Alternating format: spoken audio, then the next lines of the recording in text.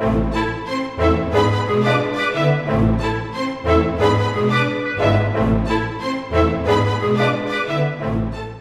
and welcome to Loving the Planets for the week of July 9th, 2018. I'm Armand Diaz on Long Island.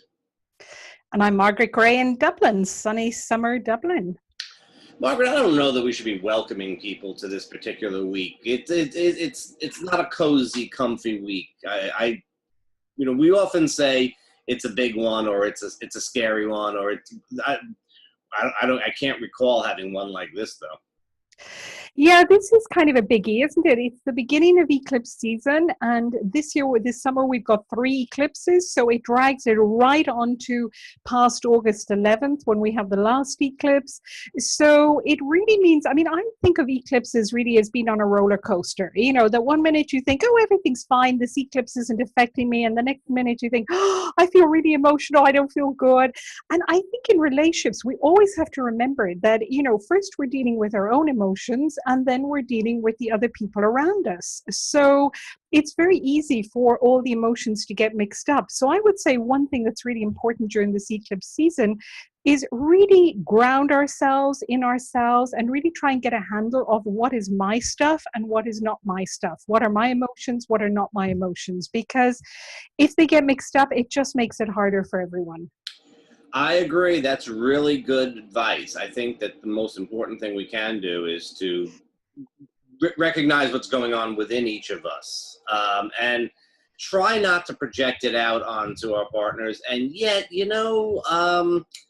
we start the week, we have Mercury square Jupiter, and that sounds, as Jupiter stations, because Mercury squares Jupiter on the 9th, and then on the 10th, Jupiter stations, that's Tuesday, stations to go direct. So Jupiter is very powerful, and how do you not say something with that energy, with Mercury in Leo on top of it? Well, how do you not say something? Well, I would say if you really have to say something, I say this all the time, check in with your heart. Leo, just check in with the heart. Does this feel right? Does it feel good? Can I say it in a way that's maybe kinder or whatever? That might be a good thing, because maybe there are things that have built up that have to be said. Also, it's interesting because that same day, of course, Venus goes into Virgo.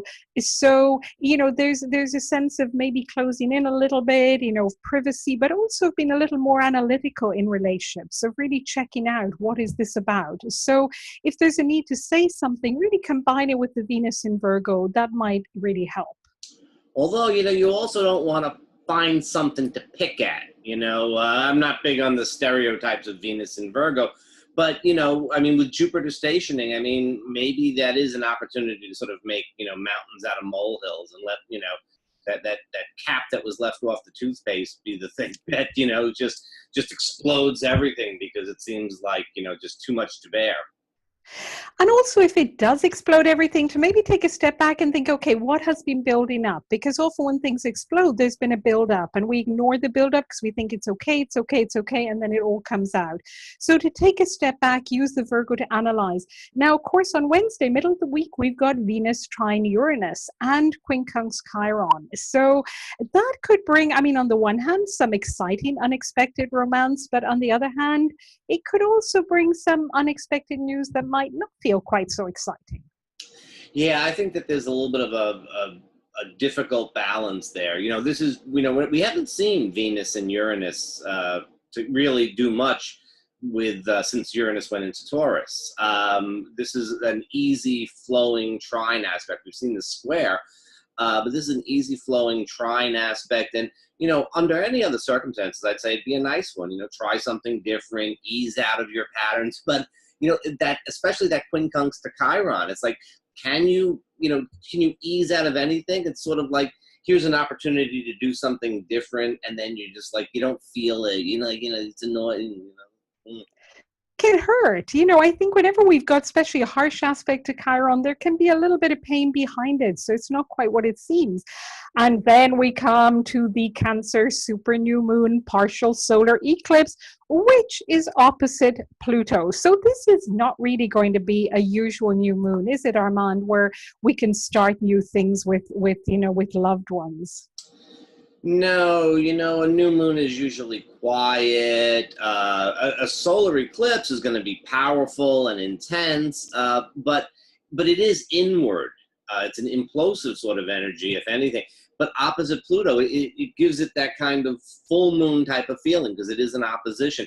And here is where you could really be projecting out onto others. This is where you could, really, especially if you feel that you've been controlled, or or if you feel the need to control somebody. Yeah, that's gonna be quite the thing.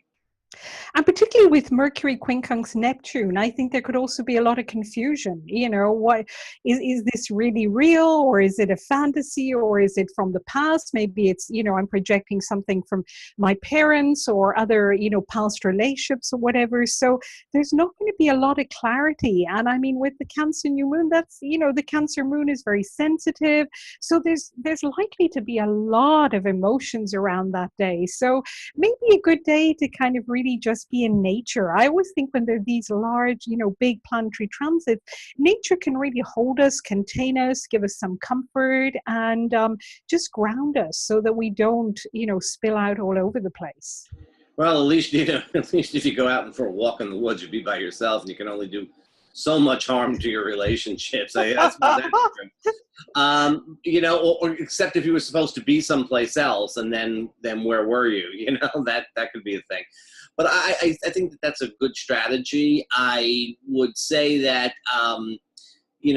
if there have been a lot of tensions building, this is a time when things would really be released. So, we're saying don't make don't make a mountain out of a molehill. Don't exaggerate things this week. Don't project onto others.